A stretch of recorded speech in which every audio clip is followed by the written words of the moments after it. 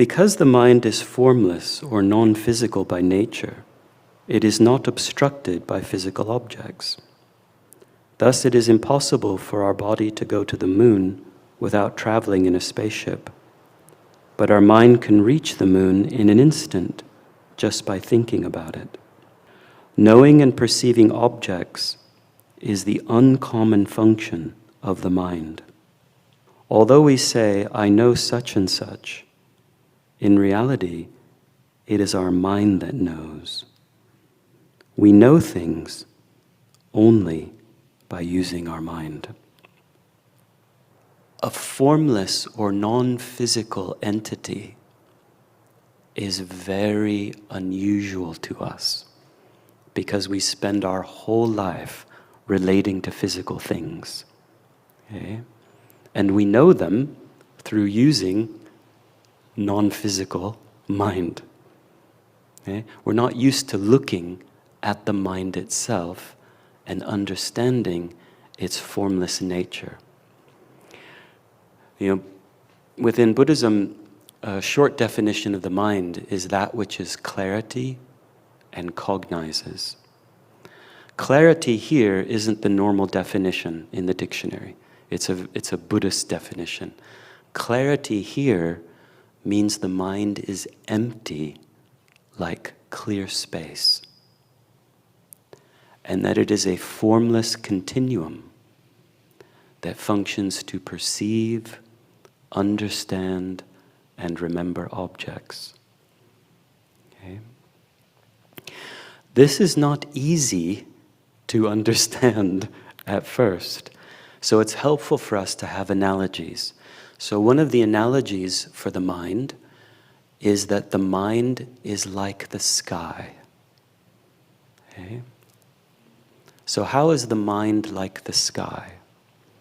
Well, we can say that the sky is empty. Okay? It's like empty space. But what is it? What do we mean by empty space? The empty space of the sky means, so when we say the sky is empty, what we're saying is it lacks obstructive contact, which is why birds and planes can fly through it, but they can't fly through a mountain. The mountain doesn't lack obstructive contact unless you're a very small particle. Okay? Wow. So the sky is empty, meaning it lacks obstructive contact. So we say the mind is empty, like the sky. Okay? The mind is like space. It's like the space of the sky.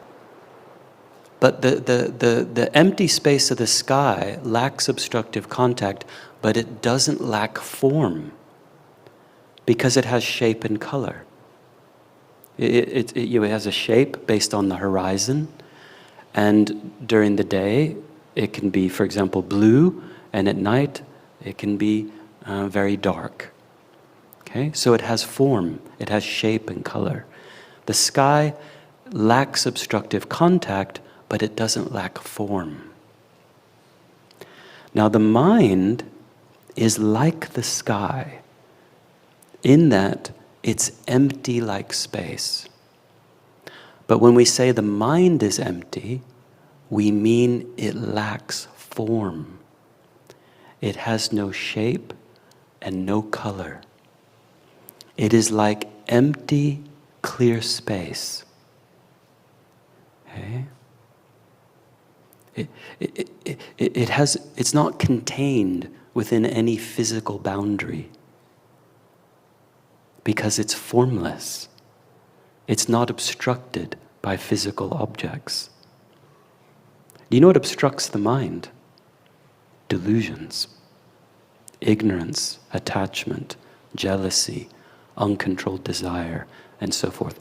So the mind is not obstructed by physical objects, but it's obstructed by mental obstructions, the delusions.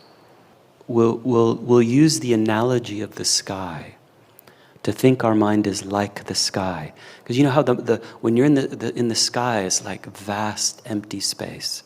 It's like that. But the empty space of the mind lacks form. No shape, no color. Empty like clear space. And it possesses the power to perceive, understand, and remember objects. In Buddhism, faith we develop through logical reasons and personal experience. And so it's helpful to understand what are the logical reasons that establish the mind as a formless continuum, but we have to finally experience it in meditation. And then we have a very good understanding of the mind, and this is very helpful then to understand past and future lives.